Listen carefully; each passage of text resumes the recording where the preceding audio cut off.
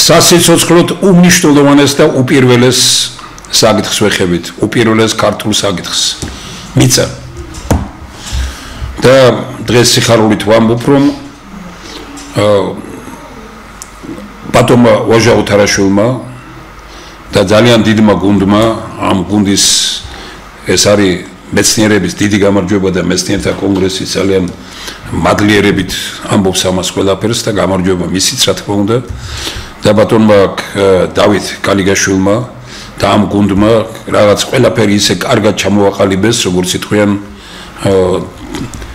შეძლეს რომ სასამართლო იძულებული გამხდარიყო რომ არაბებისთვის მიყიდული მიწები უკან დაბრუნებული იყო. ნუ ამას უფრო კონკრეტულად გვეტყვიან ჩვენი მეგობრები, მაგრამ ბრძოლას ყოველთვის აქვს აზრი და აი აგერ გამოვიტანეთ. მიწაზე ხალხის გარეშე მოვლენ ხალხები მიწის გარეშე. ეს არ არის უბრალო ამბავი. ქართული მხოლოდ ქართული გზა ქვეყნის გადარჩენის სხვა გზა არ არსებობს. თუ იცით, თუ ვინმე მხარს უჭერთ რომ ქართული მიწები ჩვენ დღეს ერთ-ერთ გადაცემაში ვისაუბრეთ რა ხდება სვანეთში, რა ხდება ხეთყესთან დაკავშირებით. თქვენ წარმოგიდგენიათ რომ აგერ დამეთანხმება ახლა ბატონი დავით გალეგაშვილი, რომელიც ძალიან მაღალი თანამდებობებზე იყო და თავის ნებით წავიდა მინისტრის მოადგილის პოსტიდან სოფლის მეურნეობით, როცა დაინახა რომ მისი პოზიცია მიუღებელი ხდებოდა.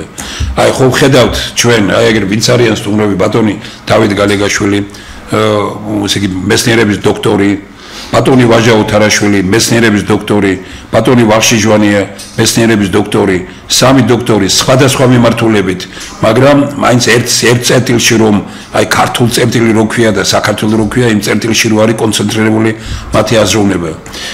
საქართველო სამუშაო ადგილებს ქმნის არა ქვეყანაში, არამედ ქვეყნის გარეთ.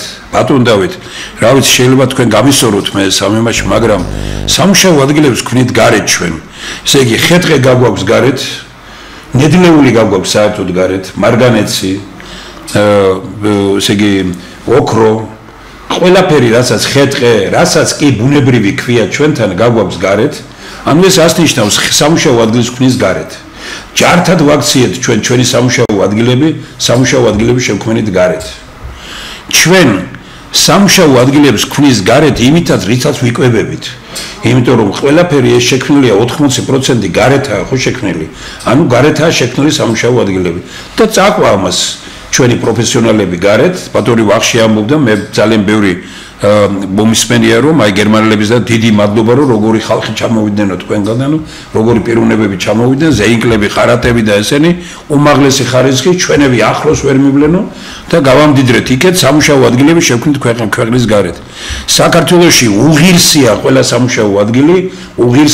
სამუშაო ადგილი, სადაც ადამიანი მისი ხელფასით როგორც ეს მიღებულია მთელ მსოფლიოში 1000 ლიტრა მისი პენსიით და მისი ხელფასით 1000 ლიტრა ბენზინს ვერ ყიდულობს.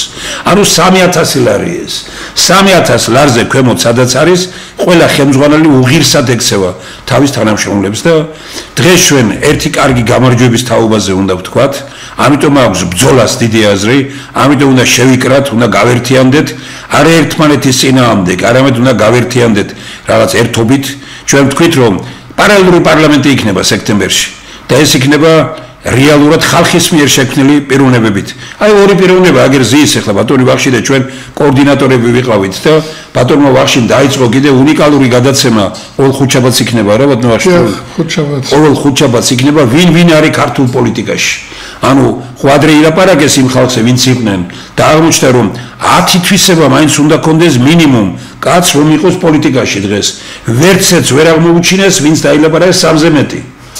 რა წარმოიდგინეთ თქვენ რა მდგომარეობა 10 9 თუ აქვს არ ვარგა და 3-ზე მეტი ვერ აღმოუჩინეს და საქართველოს მოსახლეობის 80% ან ამას უკრავს თავის ხელისუფლებაში, ან ასეთივე უნდა მოიყვანოს ხელისუფლებაში და აი ძალიან დიდ საქმეს აკეთებს მეცნიერთა ეს გუნდი.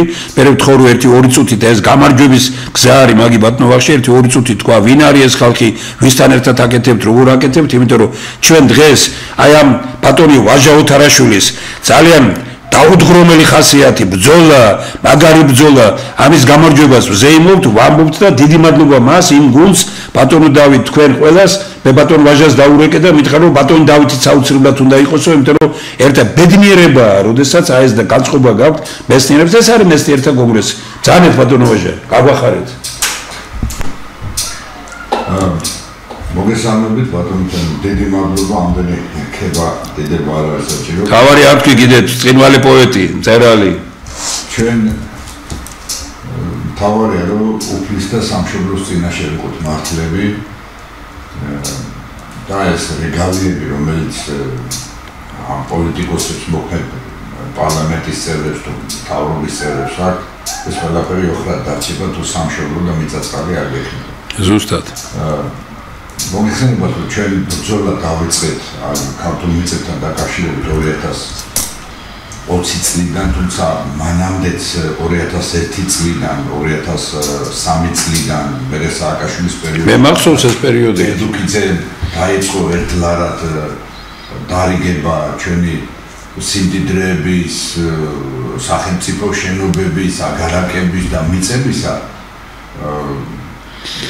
მოგეხსენებათ რომ ამ პროცესმა შეუცვლელი ხასიათი მიიღო და ჩვეულებრივად მე გააგრძელა ნაცების ეს პოლიტიკა ოცნება. და ჩვენი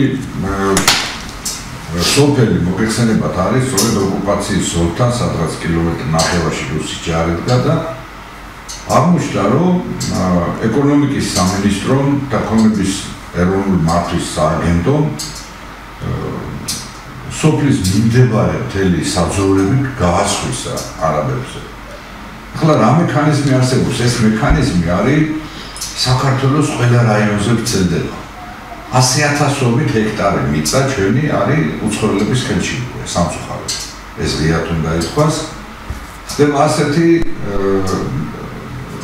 ყაჩაღური და კრიმინალური გზით. ეკონომიკის სამინისტრო წერს შესაბამის სახელმწიფო რწმუნებულს ან გუბერნატორს ამ მიწის თაობაზე, გარკვეული მიწის თაობაზე მანეთის ეს მიწები რა არის? ეს არის საძოვრები ძირითადად სოფლების გარშემო, ბუჩქნარი, ტყე სოფლებს გარშემო ტყე და მდინარე და მდელოები და ესენი ხო? და წერს მერე გუბერნატორი წერილს, რომ აი ეკონომიკის სამინისტრო მეკითხება ამ ტერიტორიაზე რაიმე ინფრასტრუქტურული სამუშაოები ხო არ არის დაგეგმილი. ახლა საქართველოში ბატონო ვახში, ბატონო თემურ, ბატონო დავით, ახალი ქარხანა, ახალი ფაბრიკა შენდება, ხო? იცით, არც კოსმოდრომი და მერსედესის და არც უბრალოების დამთავრდა ეს, ხო? დეინდუსტრიალიზაციის პოლიტიკა. ბუნებრივია იქიდან რაიონის გამგეობიდან მუნიციპალიტეტები მიდის პასუხი, რომ არა აქვს რაღაცა ინფრასტრუქტურული მშენებლობები არ არის დაგეგმილი. ახლა სანახიროზე და საძოვარზე რა ინფრასტრუქტურული უნდა იყოს, ხო? მიუხედავად თუ არა, ეკონომიკის სამინისტრო 3 დღეში მაქსიმუმ მიწას უცვლის კატეგორიას, იმიტომ რომ საქართველოს კონსტიტუციის თანახმად სასოფლო-სამეურნეო დანიშნულების მიწის გაყიდვა აკრძალულია და სასოფლო-სამეურნეო დანიშნულების მიწა გადაჰყავს არა სასოფლო-სამეურნეო დანიშნულების მიწას. ეს იქნება სოფელი ქვემოჭალა, ეს იქნება სოფელი წეროვანი, ეს იქნება სოფელი ნატახტარი, ეს იქნება სოფელი ბაზალეთი და ასე შემდეგ და ასე შემდეგ. ზემოხანდაკი ხოვლე თუ რა. შეუცვალა კატეგორია და მერე გაიტანა ელექტრონულ აუქციონზე. ხლა სოფლის მოსახლეობა რომელი ელექტრონულ აუქციონზე მონაწილეობს, ხოხდებით ჯერ სადარდების ფული ხალხს ფული არის. და უკვე შეგულებულები ხავთ ამ ყაჩაღთა ბანდას, რომელიც მოკალათებული ეკონომიკის სამინისტროში და ამ ქონების მართვის სააგენტოში. უცხოელები და როგორც მოარული ხმები ამბობენ, საკმაოდ დიდი ქეშების საფუძველზე ხდება ამ უცხოელების ხელში ქართული მიწები. აქაც ხელში ჩაგდების ორი გზა არსებობს. ერთი ჯერ ქართველი ხიდის, აი როგორც ჩვენ შემთხვევაში იმდა კურტანიძე, ამ კიდე ისეთი უცხოელი, რომელსაც ამ ბინადრობის უფლება აქვს, ან ხელი აქვს მოწერილი, მოქალაქეობა მიღებული და ასე შემდეგ. ეხლა არ გაგიკვირდეთ სააკაშვილმა ჯერ კიდე 20 თავის პრეზიდენტობის დროს 28,000-ზე მეტ თურქს მისცა საქართველოს მოქალაქეობა, ხო? მე და ბატონო თემური 3 დღევით რედაქციაზე ალაბარში ერთად გვერდით ცხოვრებული ლექსოკობაიძე ბეჩოები ცოცხალ ისტორიას ვარ. ანუ აი გაიყიდა ეს მიწა და ამას ეკონომიკის სამინისტრო ეძახის ინვესტიციის შემოდინება საქართველოში. ვითომ ეხლა ინვესტიცია, ეხლა კონკრეტულ მაგალითზე, იმიტომ ამბობ რომ ვითომ არა, ბატონო ვაჟა, ვითომ არა, ინვესტიცია მაგარ ჯიბაში მიდიოდა. ინვესტიცია კასპიის რაიონის სოფელი ქვემოჭალის სოფლის მიმდებარე ტერიტორია 129 სახლზე არაბული სოფელი თავისი ინფრასტრუქტურით ყველაფერს ალოცავდნენ სახლები. ეხლა როგორი სახლების კი არა, ვითომ ინვესტიცია შემოდის თელმა საწარმო უნდა. აი ნახეთ. აი როგორი სახლები. შეშენებლური კერძო სახლები. ეს პროექტები აქვს ეს. პროექტები გაკრული ეს მე კი არ მოვიგონე კაცო. გაკრული ეს არის გაკრული ბანერები. აი გაკრული იყო ბანერები აღარა. სოფლის განაპირას, აი გაჩვენეთ ახლა ამ სურათსაც. აი ამ სოფლის განაპირას და აი ბანერი. აი ამ ტერიტორიაზე ოფიციალურად რო მიდის ამადამ არაბული სოფლის შენებლობა ეს და ამდენ სახლზე, თქვა 129 სახლზე ინდივიდუალური შენებლობა და პროექტები. აი დაყოფილი, ნახეთ. აი დაყოფილი 6-7 მიასებად საკარმი დამაბა და იმიტომ რომ ამხელა 11 ჰექტარზე ხუნცბად ვერ აიღებენ და ნახეთ ასეთი მეთოდია ეხლა ეს ყველას მაყურებლის გასაგებად მინდა ვთქვა რომ იგივე თქვა თოხლიაური იქნება, იგივე ბაზალეთი იქნება, იგივე თეთრი წყარო იქნება. პატარ-პატარა ნაკვეთებად ყოფენ, რომ მივა გამგეობაში და მომეცი სახლის მშენებლობის ნებართვა. ჩემია საკუთარია და ეს სახლის მშენებლობის ნებართვა. ხო ვერ ეტყვი, საკუთარია და უნდა აშენო სახლი რა. აი ასე ხდება სოკოებივით აღმოცენება. წეროვანში, ჯუგანში, ბაზალეთზე, თეთრი წყაროში და ასე შემდეგ, თბილისის გარშემო მეტუმეტეს წალყიშნებაში არაბული ირანული დასახლებები ხარ. აი ეს ბანერია, ნახეთ. აი ეს მოქალაქეები ვინც არიან შემკვეთები და ეს. ხო, აი ნახეთ დაყოფილია ზუსტად თავისი საკადასტრო ნომრები. მე 8 ივლისს 2 საათზე მექნება მოხსენება მეცნიერებათა ეროვნულ აკადემიაში ამ ქართულ მიწებთან დაკავშირებით უფრო ვრცელი ინფორმაციით წავიდები, ხლა არა შევაწყვითავს, ბატონო დავითიც იქნება და ჩვენი გუნდიც იქნება სამწუხაროდ ჩვენი გუნდს გამოვაკლა პაატარ გოგუაშვილი, მე თქვა ათენში ალყოფოს ეს ძვირფასი მაგარი პიროვნება. ძალიან კარგი ადამიანი და კარგი ქართველი, მამულიშვილი, მაგრამ ჩვენ ვაგრძელებთ ამ ბრძოლას. აი ეს ბრძოლა მოვიგეთ ჩვენ უკვე მეხუთე სასამართლოა, გუშინ სააპელაციო სასამართლო მართლაც სახელმწიფოებრივი დონის გადაწყვეტილება მიიღო, პირველი ინსტანციაც მოვიგეთ გორში და მეორე ინსტანციაც მოვიგეთ და უზენაესაც მოვიგეთ უნებრივია, იმიტომ რომ ეს არის კრიმინალი. აქ არაფერი ინვესტიციაზე არ არის ლაპარაკი. ეს არის პირდაპირ ქართული მიწა-წყლის გაყიდვა. ამას დავარქვათ უნდა თავის სახელი. ჩვენ ლაპარაკობთ, აი ტრამპი იმას შეხვდა, პუტინმა რა ქნა, იმან რაღაც ბომბდამშენი გაგზავნა, ვიღაცამ ბალასტიკური რაკეტა. მისა გვეცლება ხელი. უარესია. მიწა გვეცლება სახელმწიფოს თავისი ყველაზე მთავარი ატრიბუტი რაც არის, ხო? მიწას გაცლია. და წარმოიდგინეთ ახლა რომ არ გაგვეწია წინააღმდეგობა 5 წელია ვიბრძვით, ხო? და არ გაგვეწია წინააღმდეგობა და აი ამ ადგილზე, აი პირდაპირ სოფელ ქვემოჭალა, აი აქედან იწყება უკვე სოფლის პავლიან თუბანი. ერთი ღობეხობს, მეტი კი არაფერი, ის კი არა რომ 7 კილომეტრით არის დაშორებული. ჯერ ერთი რომ სოფელ საძოვარს უსხო. ანუ თუ გლეხს ძროხა არ ეყოლება რა სოფელია, ხო? ესე იგი ამ დარგს სპობ. მეცხოველეობას. ხო, იქ არის რა, არის სახნავსათესი, ტყის მასივი, სასაფლაო მე ისტორიული ძეგლები, წმინდა გრიგორის ეკლესია, წმინდა იმისი რა ქვია ელიას ნიში, სამთავროს დედათა მონასტერი 1 კილომეტრში. ანალოგიური სიტუაცია მაგალითად ახლა უნდა გავაჟერო კიდე ერთხელ წინარეხი ისტორიული სოფელი, ესეც კასპიის რაიონის, სადაც დიდი ომი ჰქონდა. 2 წლის წინ, აი არჩევნების პერიოდში გავყარეთ იქიდანაც არაბები, მაგრამ აი ახლა აღმოჩნდა, რომ ეკონომიკის სამინისტრო ფარულად კიდე ვიღაც სხვა არაბს, რაღაც მოჰამედ ალ-ასადს მისცა 100% 14 გექტარ ნახევარი. 50 მეტრში წმინდა გიორგის ეკლესია. მაგალითად კოშკები, ქვათახეთში მომდიხარ. ქვათახეთის მამათა მონასტრიდან 1 კილომეტრში, მდინარე კავთულის ნაპირზე. აქეთ ტყე, აქეთ მდინარე, წინ ეკლესია. როგორ მოვწოდოთ? 200 სახლზე 14 გექტარი ნახევარი. წინარეხი სადაც 180 კომლი თუ ცხოვრობს რა და შენ შემოყავს 230 კომლი არაბული მოსახლეობა. აი ეს არის რეალობა, რომელსაც ვეჯახებით ჩვენ. ეს არის ის სატკივარი და ეს არის ქვეყნის ღალატი. ეს არის ქვეყნის ღალატი, სამშობლოს ღალატი. ესეთ ხალხი არის ჩასახული. პირდაპირ ვიმოგვიტრო, მე ჩემს სამშობლოს მიყვარს, მე ჩემ ბაღჩა ბოსტანზე არ ვდავალ. ეს ჩემი საქართველოს მიწა-წყალია. მე რა ეს კონკრეტულად ქვემოჭალა თუ ლამისხანა თუ წინარეხია თუ კავთისხევი ხო? ჩემი სამშობლოს მიწა-წყალა და მე პოეტმა როგორ შეიძლება რომ ამაზე ხმა არ ამოვიდა.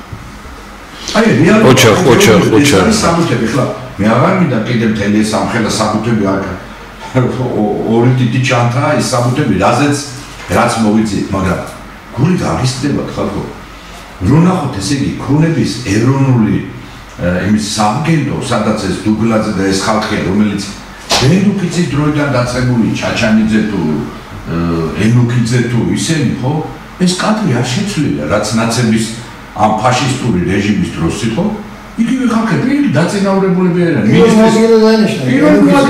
მინისტრის წარმოგიდგენია და საფხაპოვლებენ ამ ნაცებს ენუქიძის მოადგილეზე და ენუქიძის მოადგილე მოიყვანეს და მინისტრის პირველ მოადგილედ დანიშნეს ეხლა მგელი რომ დანიშნო ცხრის ფარის წყებსად ისხილის ამას ის წერდა წერილებს ბატონოჟა სახელზე სამართლო წერილებს და იმიტომ დანიშნეს რომ იმან მექანიზმი იცის კაცო ეხლა რომ წავკითხებ რა დიდი პუბლიცისტიკა ეგ არის მაგრამ სასამართლოზე ეს ყველაფერი წარმოადგენია ჩვენ ის რომ მე რომ წერ რომ ეს რა ქვია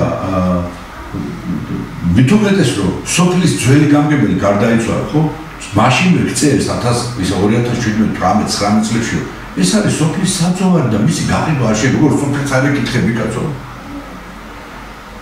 ახალი გამგებელი წეს თვითონ მერი აქცეს მერე რო კი ეს სოფლის საძოვრებია და შენ მეუბნები რომ მოდიო სხილოს ციხის იქით აძოვეთო ნახირი ჯუი გადის ეს მავთულხლართი რუსეთის ის რა ქვია საოკუპაციო ზოლი დღეში 5 კაცი დაწევდა ხო ჩვენი სოფლიდანაც აგერის საზაგახელაძე და ისინი მოიტაც პრემიერ-მინისტრი იყო ჩასული თავის დროზე ამ საკითხზე უშიშროების მინისტრი და რავი თელი ამბავდა ეს ხო და რას მეუბნები შენ მავთულხლართთან ვაძოვო ძროხა თქვენ როგორ ფიქრობთ გლეხი ამას გარიშკავს რომ აუცილებლად მავთულხლართთან რომელიც სოფლიდან მოშორებულია და შენ მეუბნები რომ მდინარის პირზე მისი ვენახის ბოროს სადაც ისტორიული საძოვარი იყო ხო ჩვენ ძველი სამუთებით ამოვიდა 1999 წლის 97 წლის 76 წლის რომ ეს მუდმივად ისტორიულად იყო საძოვარი თან რა ტერიტორია იცი ეს არის ზედაველების ტერიტორია სადაც აღა მაჰმად-ხანის მარბიელ ლაშქარს ქართელი სოფლის გლეხობამ ომი მოუგო აი 5000 კაცი რომ გამოუშვა შავშევამდე ჩავიდავა ქართლის ცხოვრებაში რომ წელი ლამისხანის ქვემოჭალის სამთავისის ეს ამ სოფლის გამწარებული გლეხობა რომ გაიგეს რომ ერეკლე მეფე და ესე ბრძოლათა დახვდნენ ამას და გაანადგურეს ეს აი ამ ველზე შეიძლება ლაძიო არაფერს ახლა იმათთან მავლობს მიწას ვაძლევთ ხო ვაძლევთ ამას კაცო და ფეშენებური სახლები მაშინ უნდა ვინ არიან ეხლა რა აი სურათებსაც გაიგებთ ბატონო როგორ მოვწოდოთ ჩალმები და ესე ვარები რო წავუკითხოთ კი ბატონო ფაჰარლუი ქარიმ ალ-ბაღდადი ათოვერგი აბდულალა აბად ბ ალ-მაჰრან ჰუსეინ ამერ აი ამაში ეს აი ეს არის რეალობა ბატონობაში ბატონო იმ ეკლესიას მეჩეთად გადაგვიკეთებენ მაგრამ ეხლა არის ესეთი სიტუაცია რომ ჩვენ ბევრი ვიფიქრეთ ამ ჯგუფმა ამ საკითხთან დაკავშირებით ბატონი პარატა ცოცხალი იყო მეცნიერებათა ეროვნული აკადემიიდან ხარი დავიჭირა 15-ზე მეტმა აკადემიკოსმა პროფესორმა ერთად მოვაწერეთ ხელი დათო პაატამ იქ ალთანდის სილაგაძემ პაპავამ სხვებმა და სხვებმა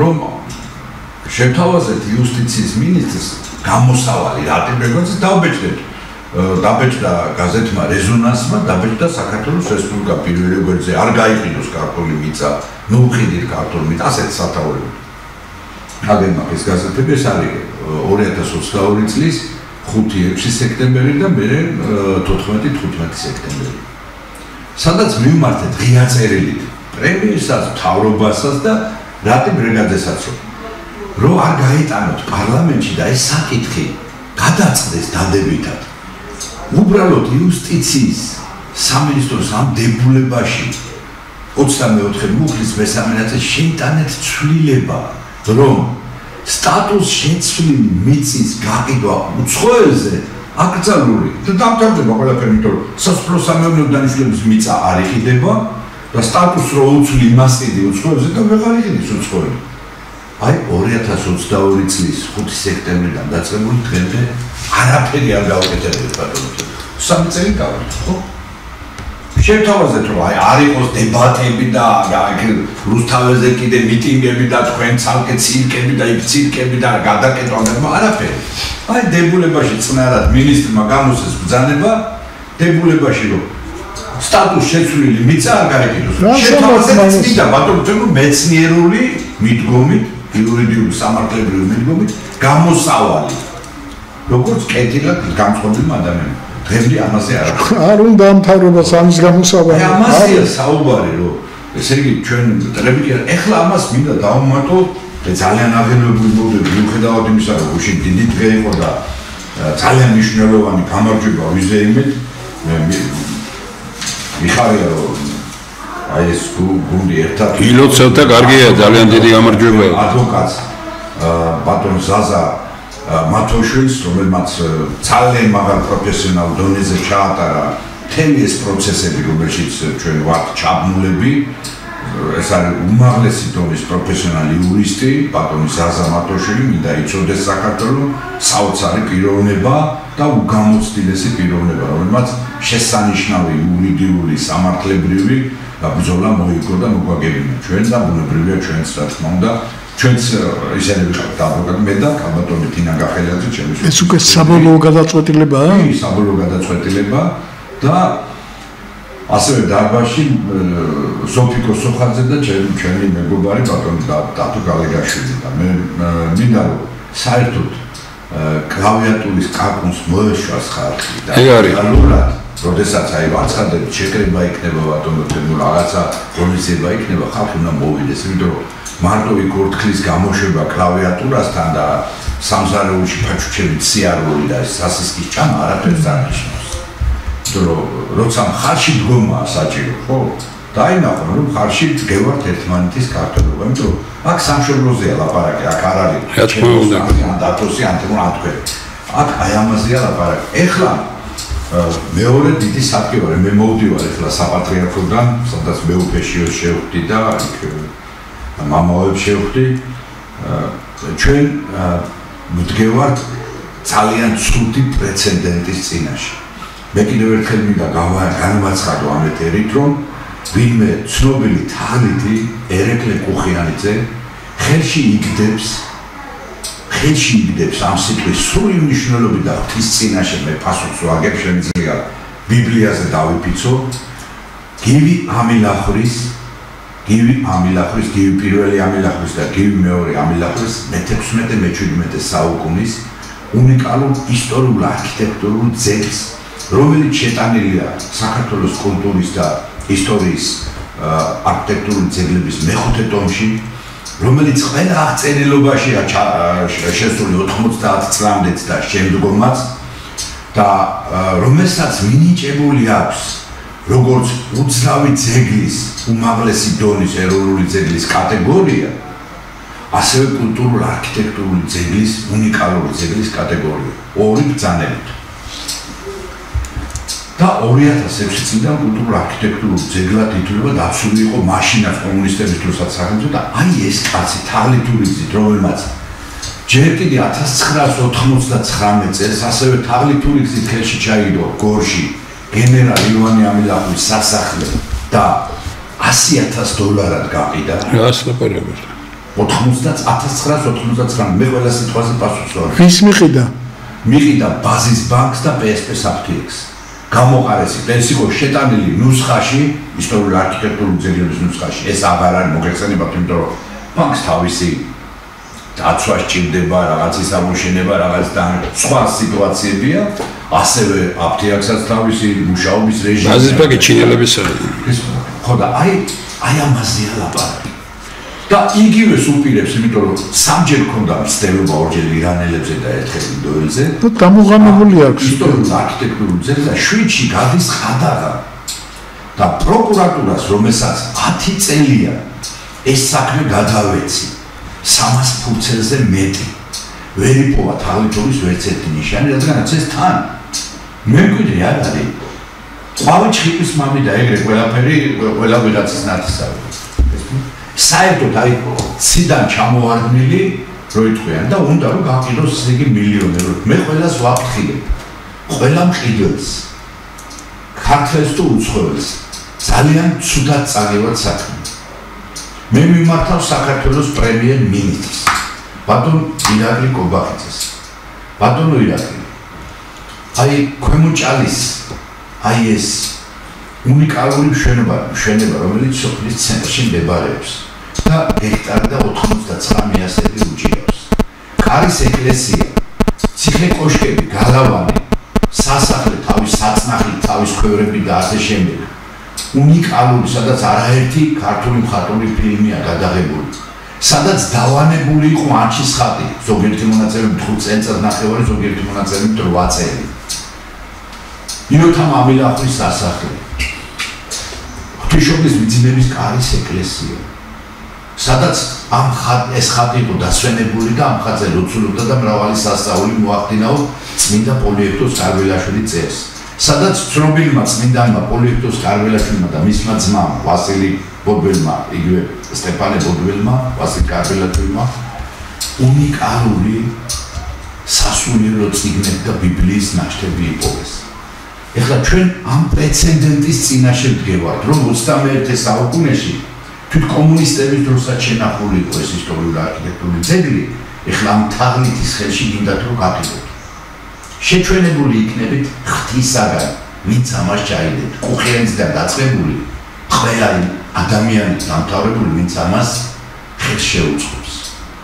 მივმართავ კიდევ ერთხელ პრემიერ-მინისტრს, გამოიყენეთ თქვენი უფლება მოსილება საქართველოს კონსტიტუციის მე-19 მუხლის მე-3 ნაწილი დიდი საზოგადოებრივი ინტერესიდან გამომდინარე სახელმწიფოს დაუბრუნდეთ ეს საკუთრება.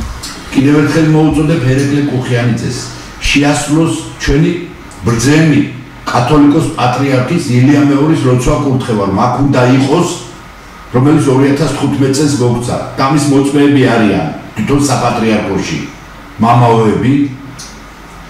მოგვცა კურთხევა, რომ აქ იყოს სულიერების კულტურის მუზეუმი და ცენტრი, სადაც მომავალი თაობა ხალხურ საეკლესიო გარობას ისწავლის, ხატწერას ისწავლის და ასე შემდეგ და ასე შემდეგ.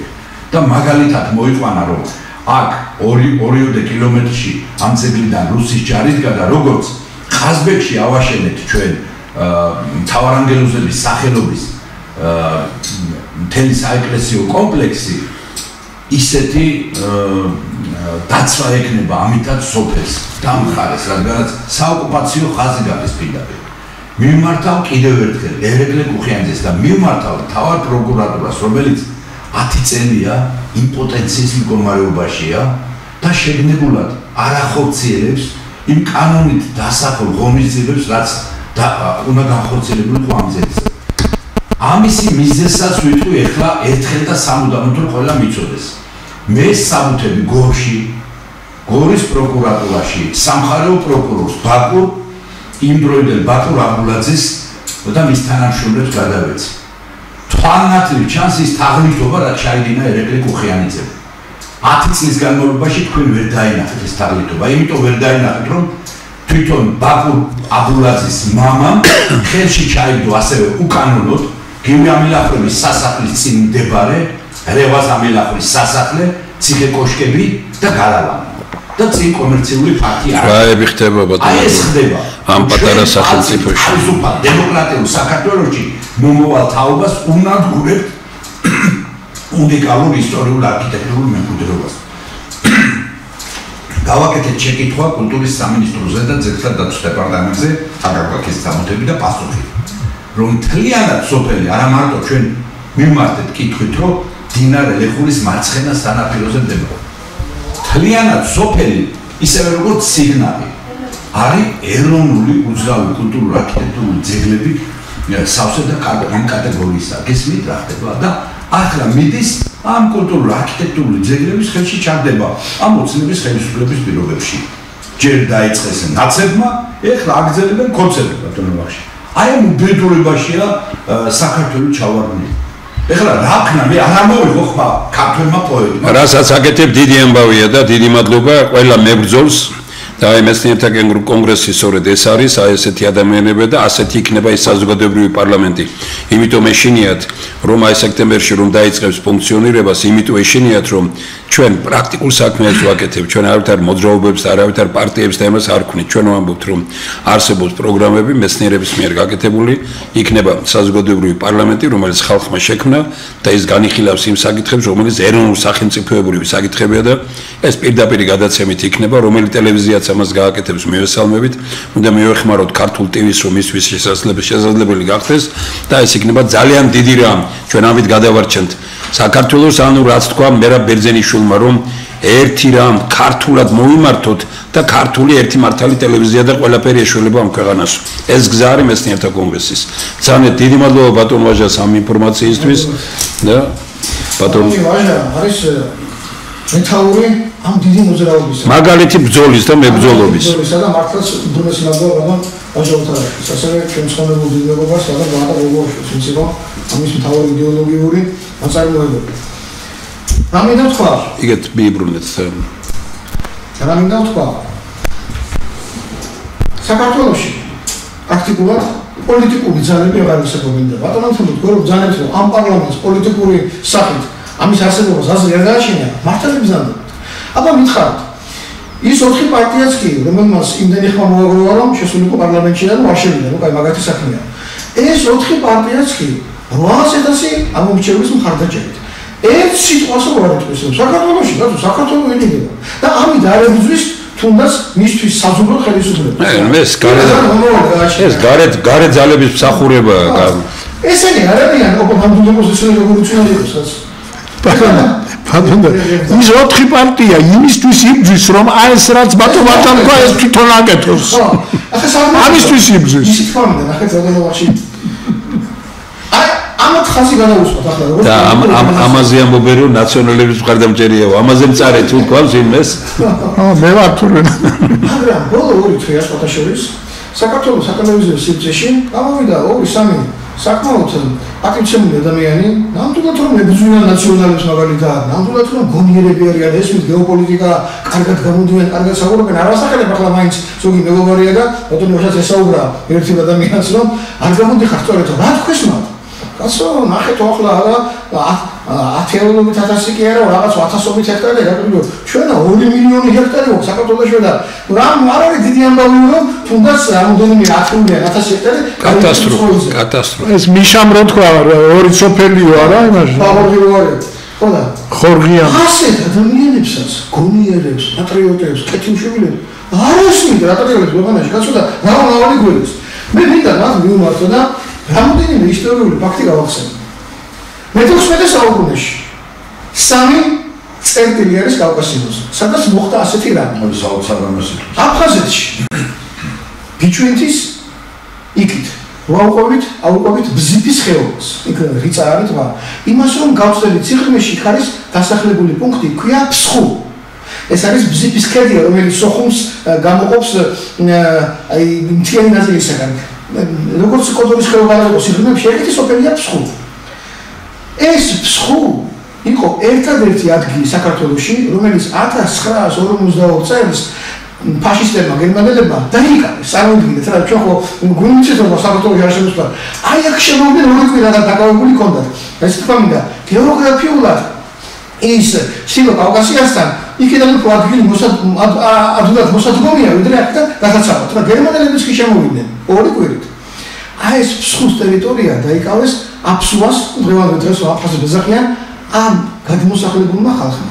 და ეს ფსხუ შემდეგ გახდა თავი არტერია, რომ წამოსულიყვნენ ბზიფის მდინარით და ჯერ დაიკავეს იქითკენ გაბრალომარი, აქეთკენ ბიჭუნთა და შემდეგ ასე გავრცელდნენ თელ დიდ სამეგრელოში. ეს სამეგრელოა საქართველოს გიენი, მაგრამ ის დიდი სამეგრელოა. ლევან მეორე აუშენა კედელი. ხო, ზუსტად მაკედონს იმიტომ აუშენა, ზუსტად. ეს ხდა მე-16 საუკუნეში. მე-16 საუკუნეში ხდება რა?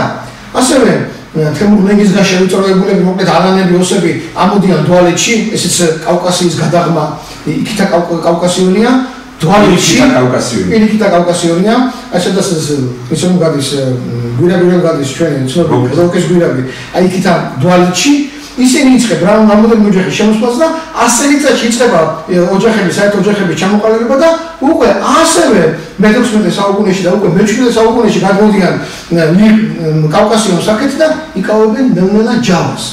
რამოდენიმე ოჯახი ეს ჯავა ხდება შემდეგ ცენტრი, რომ გაიშალონ და გაიშალდნენ კიდეც და ცხინვალზე ყველაფერი მე ჩავარდება მათ ხელში. 200-300 წელი დაჭირდა აფხაზეთსაც და აქ თვალეთში შემოსვლასაც რომ ეს განხორციელებული იყო. დღეს იქ ერთი ქართველი ვეღარ ცხოვრობს და გამოყარეს და ამოგვწყვიტეს როგორც აფხაზეთში, ასევე ამ ჯავაში და შემდეგ ნაჩენ ქართლის მთიანეთში. მესამე ადგილი, რომელიც ასეთივეა. მე-17 საუკუნეში დიდი მეფე იყო ბაგრატიონებისა, კახეთის მეფე ლევანი, ეს მეფე ყველაზე ხანგრძლივი პერიოდის ბაგრატიონთა მეფე, რომელიც ისტორიას ახსოვს. 50 წელზე მეტი იმეფარდოს მეფე, ოღონდ კახეთის მეფე იყო ის. მან დღევანდელ საინგილოსო რომ ეძახით იმ ტერიტორიაზე, დღეს რომ ჭარიხვია, ჭარბელაქანი გაგიგიათ ახლა ასეთი დასახლება რომ არსებობს ბელაქანი და ჭარის, ამ ჭარს ერქვა ფიფინეთი ადრე. ამ ფიფინეთში თვითონ ლევან მეორე, ლევან მეფე ჩამოასახლა ლეკების რამოდენიმე ოჯახი თითოსოფელი ესეც რომ მან ზაფხულში მისთვის კავკასიონის, კახეთის კავკასიონის ხილული ჩამოიტანათ, რომ თაჭველი იყო თუ რაღაცა იყო, ცივად შეინახა რა. მე მივმართავ ამ მართლა ძვირფას მოაზროვნე ხალხსაც რა. პატარა 5 ოჯახიანი ფსხუ, 8 ოჯახიანი ჯავა და 3 ოჯახიანი ფიფინეთი გახდა ის რომ დღეს საინგილო საქართველოს არ არის, დღეს ქართლის მთიანეთი საქართველოს აღარ არის. და აფხაზეთის საქართველოს აღარ არის, დიდი სამეგრელო შუაზე გაწყვეტეს მაგით მაგათი. თქვენ როგორ აზრობთ, გასო? აქ ლაპარაკი არ არის ნაციონალებზე და იმ გამყიდველებზე. ლაპარაკია თქვენზე, გასო? იმ როცა უჭერთ მხარს. თქვენ ესეც რომ არ გესმით ამბობთ რომ არ მოხდა მე ინვესტიციაო და რაღაცაო და აღარ ლაპარაკობ ეკონომიკის სამინისტროზე და გამყიდველების ჯგუფზე. ხაჩახთა ბანდა. ქვემო ჭალაში დასახლებული, აქ ლაპარაკი 129 სახლზეა, ოჯახზე. 15 წელიწადში შემოჭალაკია კასპიის რაიონი აღარ არსებობს როგორც ქართული. საქართველოს დამთავრდება 260 წელიწადში კი არა როგორც იყო მე-19 საუკუნეებში. არამედ დამთავრდება 20-30 წელიწადში თლიანად. ასე რომ გოსროედეთ უყოლანი ის კომისია რო შექმნიდა უამრავ საკითხს მართლაც სამართლიანად განსაზღვროს ეს კომისია წინა ხელისუფლების მიმართ.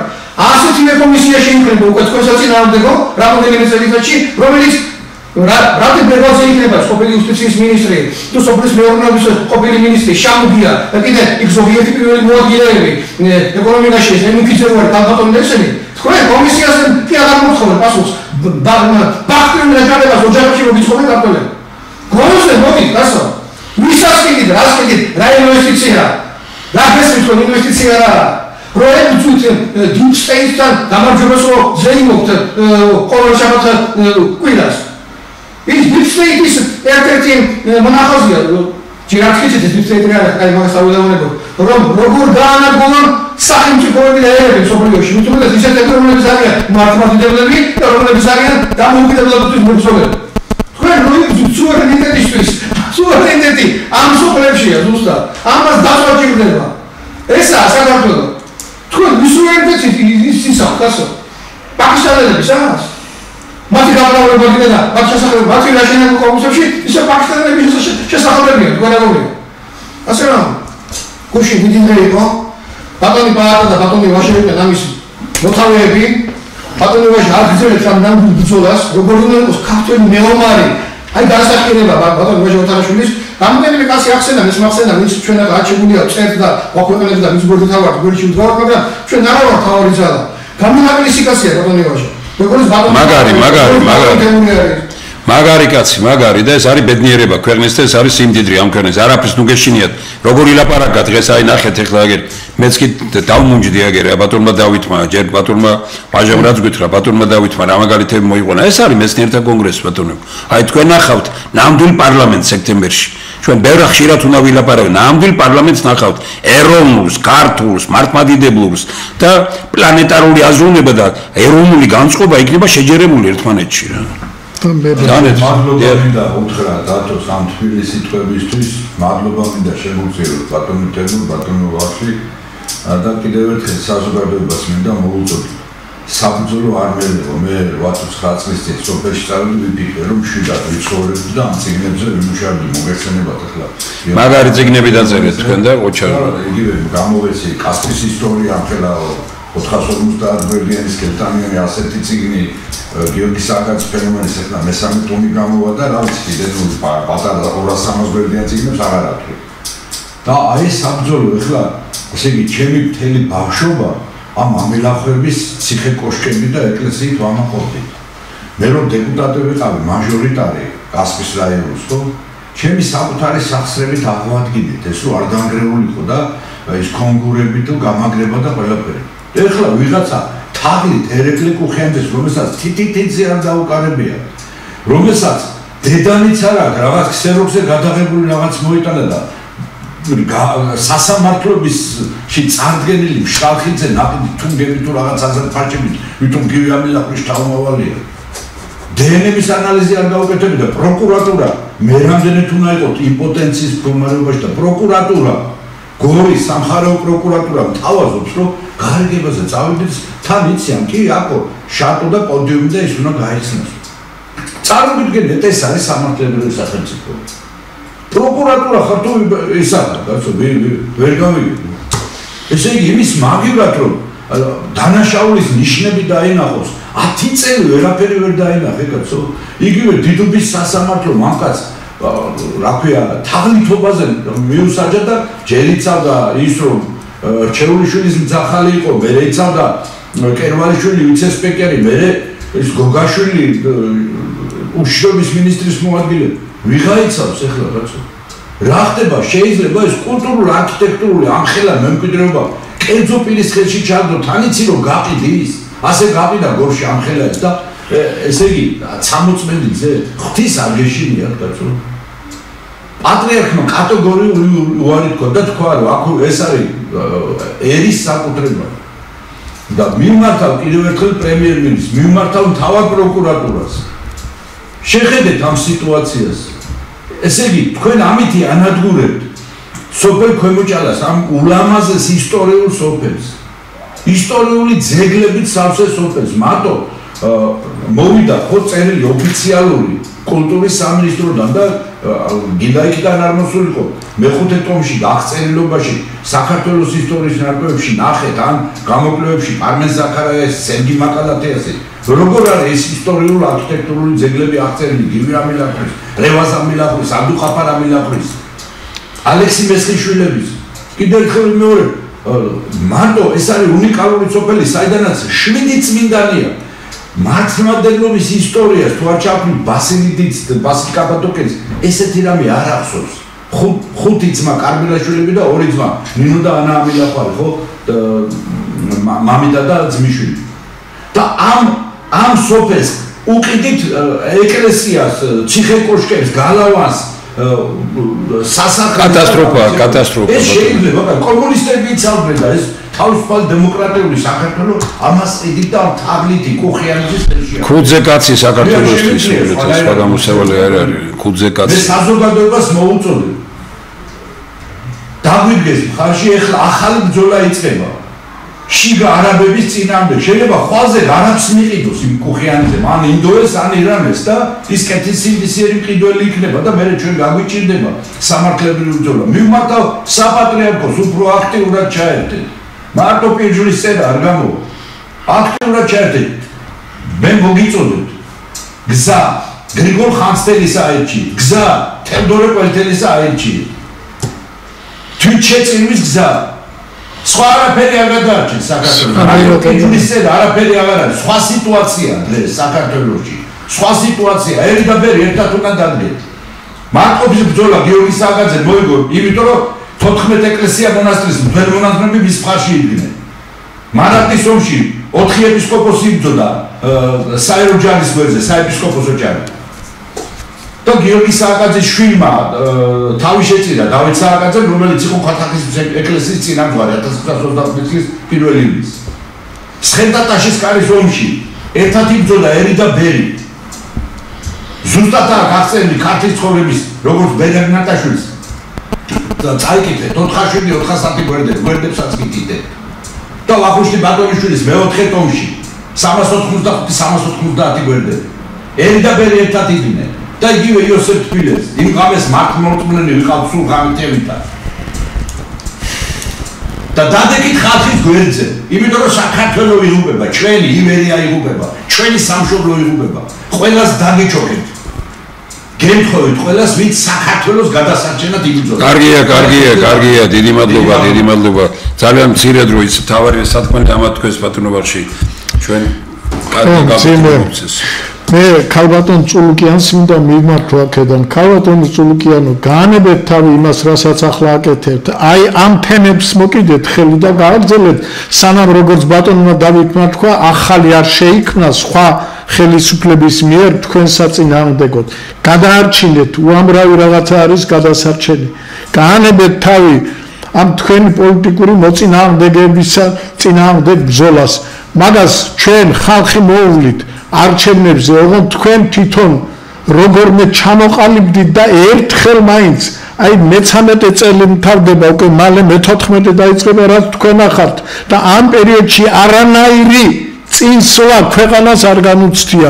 ის ეკონომიური მაჩვენებლები ეს მოგონილია, ეს აი ასეთნაირი მიწების გაყიდვით და რაღაცებით შევსებული და იმ თქვენს მიერ გაყრილი ხალხის მიერ იქიდან გამოგზავნილი ფულებით ტრაბახობთ თქვენ.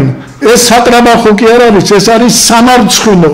სამარცხვინო და თქვენ როდესაც მოგიწერთ სასამართლოში ამ პასუხის გაცემა. მე ახლა მინდა ორი სიტყვით თქვა, რომ აი ჩვენ ხუთშაბათს ვიწყებთ ვინ რა არის ქართულ პოლიტიკაში, ჩვენ რამოდენიმე თვის წინ გვქონდა ეს გადაცემები.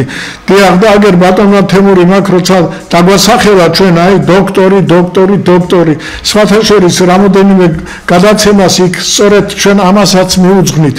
ისე არის გათახსირებული განათლების სისტემა, რომ დოქტორის მიღება დღეს არავითარ პრობლემას არ წარმოადგენს ნებისმიერი გონებად შუნგი ადამიანისათვის. ოღონდ ფული გადაუხადოს ვიღაცას, სადღაც ლაგოდეხის ჟურნალში დაბეჭდოს რაღაც ისა რა ქვია მაგას წერილი და მორჩა იტყვის, რომ მეცნიერულ ნაშრომმა გამოქვეყნებული.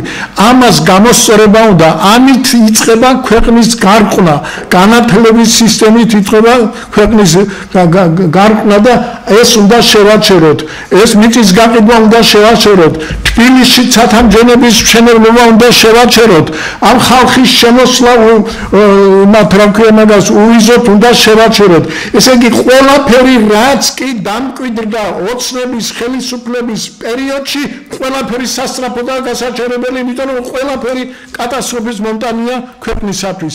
აი ეს არის ჩვენ ახლა აგერ ბატონა თემური მძალა და ალბათ ასე იქნება ვიღაცას, ესე იგი ნაციონალისტა გონივა, მე პირველი მტერი ვარ მაგათი, პირველი არის ახლა თუ მე ბევრი ვარ და ბევრი მტერი ყავს, მაგრამ მე მაშინე შევამჩნიე ეს შევამჩნიე მე პირველ დღეს როცა მიხეილი გავიცანი და როცა მithumetes ის გახდა, ახლა სხვა რაღაცებით შემიძლია სახის ნაკვთებით ადამიანის ბუნების და თუ გნებავთ როდესმე დავждები და დაგიხატავთ რას წარმოადგენს ფიზიოლოგიურად